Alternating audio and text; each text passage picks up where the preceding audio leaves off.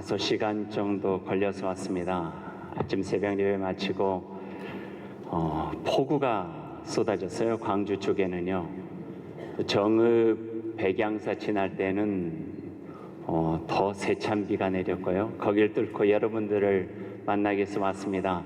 하나님께서 오늘 우리 가운데 함께 해주시고 우리가 나눈 말씀을 통하여서 하나님과 더욱더 가까워지고 또 우리의 삶에 영이 살고 우리를 통하여서 교회와 이 시대와 또 역사가 살아나는 복된 일들이 이루어지기를 간절히 소망합니다. 홍천으로 올 때 여러분을 뵙겠다고 하는 설렘도 있었지만 저에게 있어서 홍천은 또 하나의 의미 있는 지역입니다. 제 어머님이 홍천댁이에요. 고향이 홍천이에요. 그래서 제가 외갓집을 어렸을 때 갈 때 홍천을 왔습니다. 사연인즉슨 이래요. 제 아버님이 홍천에 있는 27사 이기자 부대에서 근무를 하셨어요. 신학생 때 군입대를 하셨는데 홍천 감리교회에서 찬양대 지휘를 할 수 있는 사람이 있으면 조금 보내달라고 군악대 요청이 온 거예요. 근데 저희 아버님이 군악대에서 트럼본을 부셨어요. 신학교 다녔다가 군악대였으니 안성맞춤이니까 가서 지휘를 하라고. 그래서 제 아버님이 홍천 감리교회 찬양대 지휘자로 와서 지휘를 하다 보니까 눈이 자꾸 앞으로 가는 거예요. 그 앞에 있는 엘토 어여쁜 분과 결혼을 하셨어요. 그래서 제가 난 거예요. 제가 그래서 큰아들입니다. 그래서 홍천 오니까 이런저런 생각들도 참 많이 있습니다. 그것은 개인적인 것이고 여러분과 한 50분 정도 하나님의 말씀의 본질, 신앙의 본질적으로 우리의 영이 살아야 우리가 속한 교회가 살고 가정이 살고 이 사회가 살겠다고 하는 한국 교회가 살겠다고 하는 그 마음을 가지고 몇 가지 준비를 같이 했습니다. 유머는 제가 잘 못하지만 졸음을 이겨낼 수 있는 방법 하나가 뭐냐면은 여러분의 자료집에다가 제가 비교적 소상하게 글들을 쭉 써놨어요. 그래서 함께 읽어가면서 여러분과 함께 하면은 그 내용이 훨씬 더 충실해질 수 있겠다 하는 생각을 가졌습니다. 여러분의 교재 58쪽을 한번 펴시죠. 종교개혁자 마틴 루터에게 헬라어를 가르쳐주어 헬라어 성경을 독일어로 번역할 수 있도록 도왔던 버시오 종교개혁자인 필립 멜랑이톤이 있습니다. 그가 21살의 나이에 비텐베르크 교수로 부임하여 3일 만에 한 첫 번째 강연 제목이 청년들이여 근원으로 돌아가라, 본질로 돌아가라, 아드 폰테스 유벤투트 였다고 합니다. 아드 폰테스, 영어로 back to a basic, 다시 기본으로 돌아가자는 말로 풀이할 수 있을 것이요. 한문으로는 역시 귀본, 시대를 거슬러 본질로 돌아가자고 표현할 수 있습니다. 종교개혁 500주년의 화려한 행사는 끝났지만 여전히 계속되고 있는 이 불확실하고 희뿌연한 시대에 그리스도인으로서 다시 한번 예수 그리스도의 삶의 깊은 뿌리를 내리고 보다 명료한 신앙으로 살아가야 할 필요를 절감합니다. 일어나라 빛을 비추어라는 주제로 이 세상을 흘러가는 대로 두지 않고 하나님의 꿈과 그분의 통치 아래 세워지는 하나님 나라를 이루어 가겠다는 결기 어린 다짐이라 여겨집니다. 저는 세 번째 특강을 통해 우리가 이 세상을 밝게 비추기 위해서 먼저 우리 자신을 잘 조율하여 빛이 나도록 하는 삶을 훈련하는 고대 신앙인들의 모범을 나누고자 합니다. 하나님 앞에서 호람되어 그분의 백성으로 살아가는 일이 만만치 않습니다.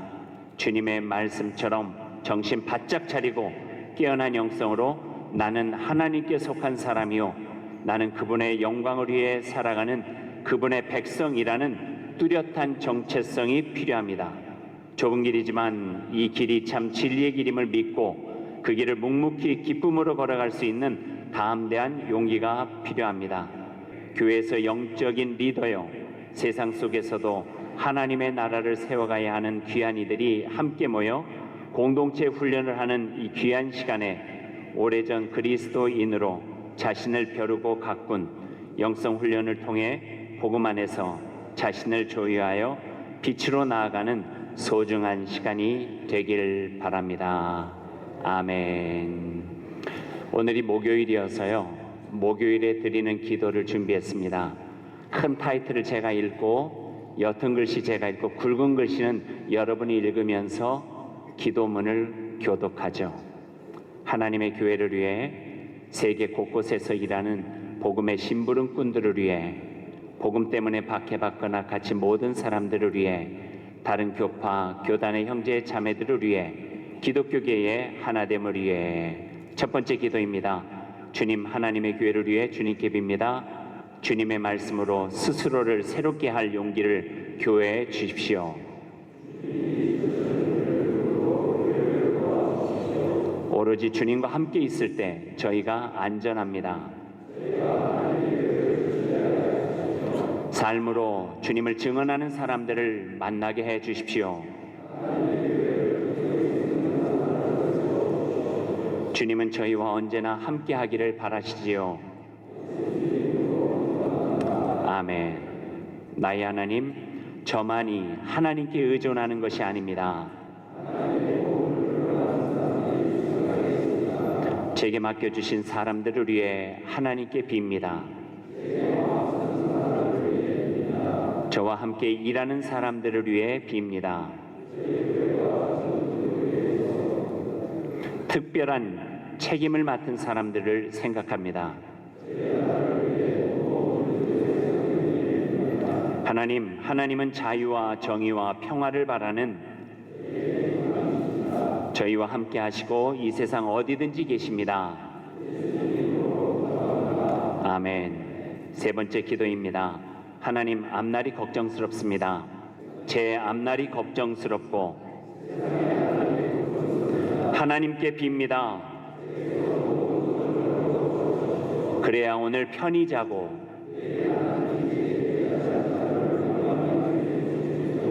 하나님은 주님이십니다. 그 사실을 제가 확실히 믿습니다. 예수님 이름으로 기도합니다. 아멘. 이 기도문은 독일 찬송가 뒤에 나와 있는 장신대 박동인 교수가 번역한 기도문입니다. 찬양을 하나 부르고 싶어요. 오래된 찬양인데요, 굉장히 단순해요. 저는 이 찬양을 준비하면서 가슴이 조금 벅찼어요. 3,000명 이상의 남성들이 이 찬양을 부르면은 어떤 아름다운 찬양이 될까, 이런 그 기대감이 있어요. 우리 마음 하나님께서 통치하시고 우리가 주님 안에서 정결하고 온전하게 드려지기를 원합니다 하는 마음으로 찬양하십시다.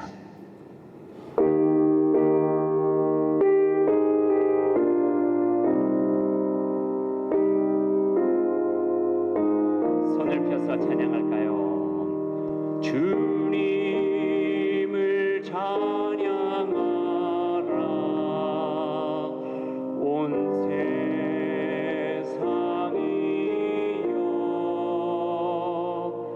주님을 찬양하라. 온 세상이여.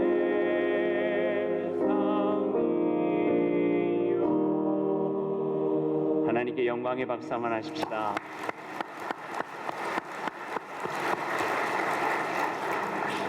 (62쪽입니다) 말씀 같이 읽읍시다.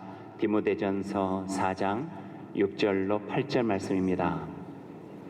내가 이것으로 형제를 깨우치면 그리스도 예수의 좋은 일꾼이 되어 믿음의 말씀과 내가 따르는 좋은 교훈으로 양육을 받으리라. 망령되고 허탄한 신화를 버리고 경건에 이르도록 내 자신을 연단하라.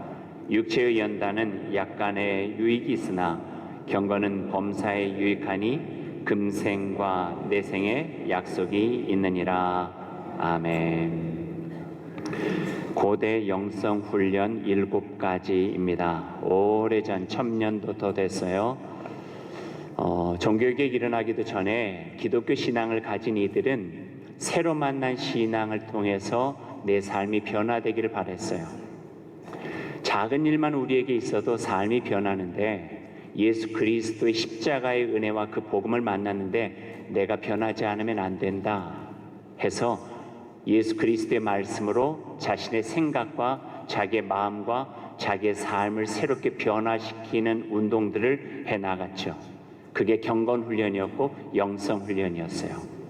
그게 고대로부터 1000년 이상 동안 이루어졌던 것 중에 우리에게 아직까지도 전해지는 7가지의 영성훈련, 이 이야기를 오늘 여러분들과 긴 시간은 아니지만 짧게 어떤 의미인지를 함께 나누고, 여러분도 또 우리들의 삶 가운데 교회 안에서 우리가 하나님의 거룩함으로 회복되고 본질로 돌아간 우리의 영과 마음을 통하여서 우리가 섬기는 가정과 교회, 또 우리가 살아가는 이 시대 속에서 하나님의 나라가 임할 수 있도록 우리가 함께하는 게 의미가 있겠다는 생각으로 7가지 고대 영성 훈련을 여러분과 함께 나누기를 원합니다.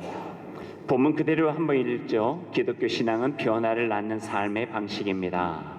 복음을 온전히 알고 신앙으로 훈련하면 예수님께 배운 남다른 삶의 방식으로 세상을 변화시킬 수 있습니다. 이에 대한 믿음이 우리로 하여금 새로운 길을 걷게 합니다. 여기서 저는 밀줄 치고 싶은 것은 예수님께 배운 남다른 삶의 방식이에요.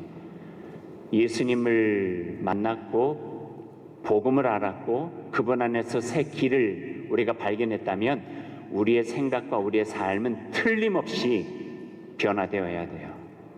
그럼에도 불구하고 여전히 이전에 있는 모습으로 살아가고 있다면 우리 안에 주 예수 그리스도의 영과 성령께서 함께 하시지만 내가 완강하게 버티고 있는 그 모습일 거예요. 예수 그리스도의 복음이 내 안에서 역사하시고 하나님의 질서가 우리를 통치하신다면 우리의 삶은 변할 수밖에 없어요. 생각도 바뀌고 말도 바뀌고 우리의 삶도 바뀔 수밖에 없는 거예요. 물론 겉모습은 바뀔 수 있죠. 주일날 할 일이 생기는 거예요. 교회 가는 일. 또 교회 다니는 친구들도 많이 생길 수가 있어요. 외형적인 거에 얼마나 많이 바뀌겠어요. 집에 그 전에 없었던 십자가 장식품이 생기기도 하고 예수님 사진이 걸려 있기도 하고. 하지만 이게 중요한 게 아니에요. 정말 중요한 것은 내 내면 속에 예수 그리스도 그분으로 인하여 어떤 변화가 이루어지는가 하는 거예요. 내 말이 어떻게 변하고 내 삶이 어떻게 변하는가, 그로 하여금 내가 살아가는 이 세상에서 어떤 일들을 하고 어떤 영향력들을 주고 있는가, 그리고 내가 있는 이 자리에 하나님의 나라가 지금 여기에서 이루어지고 있는가, 이것을 우리 마음의 삶의 변화로 인식하고 살아가는 것이 매우 소중하다 하는 거예요. 150년 전에 우리나라에 복음이 들어왔어요. 언더우드, 아펜젤러, 알렌, 초기 선교사를 통해서 왔어요.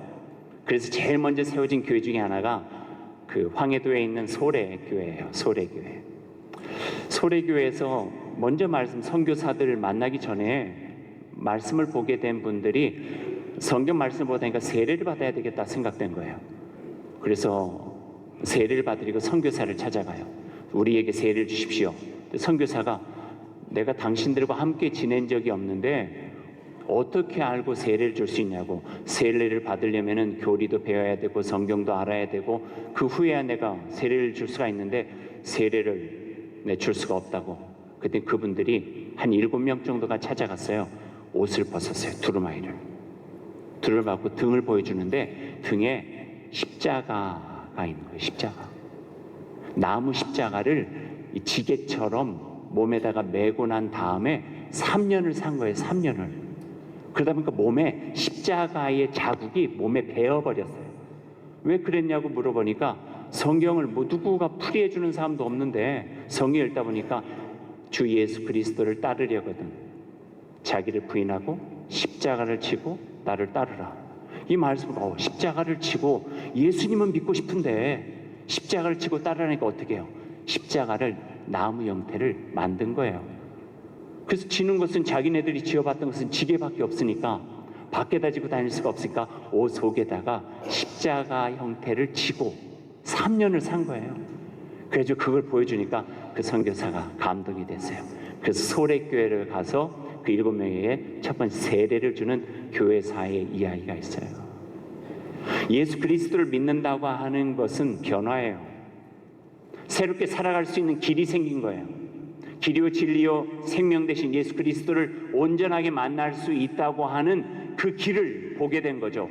그러니 성령께 주시는 용기와 담대한 믿음을 가지고 한 걸음 한 걸음 한 걸음 걸어가게 되는 거죠. 이게 신앙이에요. 예수 그리스도에게서 배운 남다른 신앙 방식, 남다른 삶의 방식으로 살아가는 거죠. 첫 번째, 말씀 묵상과 정기적인 기도. 말씀과 기도는 하나입니다. 말씀으로 기도하고 기도 중에 말씀을 경험합니다. 말씀이 없는 기도는 미신이 될 위험이 있고, 기도가 없는 말씀은 메마르고 경직되게 합니다. 말씀 묵상과 기도는 우리를 하나님 안에서 살아있게 하는 힘이요, 하나님과 함께 살아가게 하는 복입니다. 여러분, 말씀 묵상 하세요? 아침에 말씀을 읽고 하루 일과를 시작하시나요? 아침에 기도하고 하루 일과를 시작하세요? 꼭 하세요. 이건 정말 소중해요. 왜냐하면 그 말씀이 나를 살아가도록 나를 하나님께 위임하는 거예요. 내 안에 말씀이 없는데 어떻게 말씀 생활을 해요? 내 안에 하나님과 깊은 교제가 없는, 기도가 없는데 어떻게 살아갈 수가 있겠어요? 내 안에 말씀이 있을 때에, 위급할 때, 당황스러울 때, 힘들 때 내 안에 있는 말씀이 거기서 일하는 거예요. 그 말씀으로 내가 살아갈 수 있는 삶의 대처 방법들을 갖게 되는 거죠. 제가 어렸을 때에는 지금처럼 영화관이 그러지 않았어요. 가면은 빨리 자리 잡아야 돼요. 다 어둡고 이 지정자석제가 아니에요. 근데 제가 자리를 잘 잡았어요. 자리를. 방법이 하나가 있었어요. 요즘에는 그게 어떻게 사용할지는 모르겠지만, 영화관, 요즘 오늘 3시에 영화가 시작한다. 그럼 10분 전쯤에 이제 문을 열기 전에 밖에서 한쪽 눈을 감고 있는 거예요. 한쪽 눈을 감고 있잖아요. 그 한쪽 눈을 감은 눈은 어둠에 적응이 돼 있어요. 그리고 영화관에 들어가면은 눈을 바꿔 떠요. 어둠에 적응돼 있는 것을 뜨고 밝은 데 적응돼 있는 눈을 감는 거예요. 그러면은요, 어둠에 적응돼 있었던 눈이 어디가 자리가 비었고 어디가 좋은 자리인지를 빨리 알아볼 수 있고 그 자리에 가가지고 자리를 찾을 수 있는 거예요. 그럴 것 같아요? 안 그럴 것 같아요? 맞죠? 이게 얼마나 중요하냐면요, 내 안에 적응돼 있는 말씀이 있으면은 갑작스러운 어둠 속에서 그 말씀이 튀어나오는 거예요. 교회 생활하고 나는 말씀대로 살아야 되겠다 생각하지만 나도 모른 채 내 안에 익숙한 것이 나타나는 거예요. 내 안에 있는 욕망, 내 안에 있는 이기적인 마음, 내 안에 있는 나만 생각했던 것들, 이런 것들이 그냥 나오는 거예요. 그러니까 내 안에 말씀이 늘 있어야지만 그 말씀이 위급할 때, 제정신 나지 않을 정도로 힘들 때 그 말씀이 그 속에서 살아갈 수 있도록 돕는 힘이 되어진다 하는 말씀이에요. 제가 저희 교회 우리 장로님들이랑은 아시지만 2014년도에 허리 수술을 2번을 했어요. 심각한 수술을 했어요. 한 번 수술하고 또 몇 주 후에 재수술을 해서 2달 정도 병원에 있었어요. 병원에 입원을 하고 수술을 해야 되는데 걱정되는 게 하나가 있어요. 그건 뭐냐면, 들은 이야기는 있거든요. 마취해서 깰 때 자기 속에 있는 그게 그냥 드러난다는 거예요. 막 욕도 하고 근데 걱정이 돼요. 분명히 회복실에서 장로님들이 오셔서 목사 수술 후에 어떻게 잘 치료가 됐는가 볼 텐데, 거기서 내가 평상시는 그렇게 이야기하는데 막 욕도 하고 막 이것도 하고 그러면 어떡하지? 수술 걱정보다도 그게 걱정이 더 되네요. 그래서 어떻게 할까 하다가 그냥 그 하나님께 맡기고 하나님 앞에서 수술하기 전에 제가 하나님의 말씀을 마음으로 계속 암송했어요. 여호와는 나의 목자신, 내게 부족함이 없습니다. 여호와는 나의 목자신, 내게 부족함이 없습니다. 그리고 요한복음 8장에 있는 말씀, 나를 보내시니가 나와 함께 하시도다. 내가 그의 기뻐하는 일을 행함으로 그가 나를 혼자 두지 아니하시도다. 하나님, 나를 보내시는, 수술실에까지 보내시는 이가 하나님이시니 제가 주님께 기뻐하는 일을 더 열심히 할 테니까 혼자 두지 마세요. 막 이런 기도하면서 수술실에 들어갔어요. 수술이 끝났죠. 그리고 이제 마취가 풀린 다음에 우리 아내한테 물어봤어요. 혹시 내가 마취 깨면서 뭐라고 이야기했어? 그랬더니 저희 아내가 저한테 굉장히 거룩했대요. 여호와는 나의 목자시니 내게 부족함이 없으리라. 그랬다는 거예요. 얼마나 좋아야죠. 그 잠깐도 내 마음 속에 있는 것이 드러나는 거예요. 그러니까 아침마다 하나님의 말씀으로 하루를 시작하고 오늘도 주님의 말씀의 지혜로 하루를 살아가는 주님의 사람 되게 하옵소서. 나의 생각 지장해 주시고 나의 마음 지배해 주시고 나를 통하여서 만나는 사람, 내가 하는 일들, 하는 모든 결정 가운데 하나님께서 영광되게 하여 주옵소서. 훈련이에요. 훈련. 영성 훈련이에요. 말씀의 훈련이에요. 기도의 훈련이에요. 그 훈련할 때 우리 삶이 나도 모르는 새에 하나님의 거룩한 주의 사람으로 가꿔가고 조율되어 가는 거죠. 1000년 이상 기독교 신앙을 가진 이들이 이 훈련들을 계속해 왔던 거예요. 중요합니다. 두 번째, 금식. 같이 한번 읽어보죠. 하루 세 끼를 먹는 식사보다 더 우리 생활에 익숙하고 자연스러운 것이 어디 있을까요? 밥과 국 그리고 반찬들, 때로는 한 잔의 커피와 빵, 우리의 삶의 매우 중요한 부분으로 들어와 있는 일상을 잠깐 멈추어 봅니다. 식사를 멈추는 것은 우리가 매일매일의 반복되는 리듬에 묻혀 방심하지 않고 습관이 중독이 되어 부엌이나 밥상이 감옥이 되지 않게 하는 일입니다.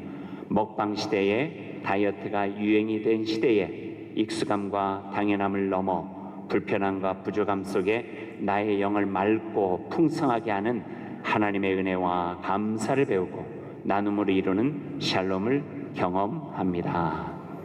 요즘에 먹방 하다가요, 할 게 없으니까 먹는 소리까지 들려주는 것이 막 인기예요. 다른 사람 먹는 소리 막 이렇게 먹는 소리를 듣고 막 이 대리 만족함을 하는 먹방 얼마나 많아요. 예. 그리고 그게 화제가 되기도 하고, 이 먹방 시대에 또는 반대로 다이어트 시대에 무엇을 먹을까 무엇을 마실까 염려하지 말라. 너희는 오직 그의 나라와 그의 의를 구하라. 이 말씀이 실종돼 버리는 거예요. 세상의 조류와 흐름 속에, 미디어의 흐름 속에 내 마음을 뺏기지 않고 삶을 뺏기지 않고 먹고 살아가는 것, 일용할 양식이 필요해요. 그럼에도 불구하고 내 마음에는 먹고 마시는 것보다 더 소중한 나의 삶을 통하여서 하나님의 나라, 하나님의 의, 하나님의 뜻을 이루며 살아가고 있는가? 무엇 먹고 무엇 마시는 염려보다 더 중요한 것이 있다고 하는 것을 늘 깨달아 생각했다는 거예요.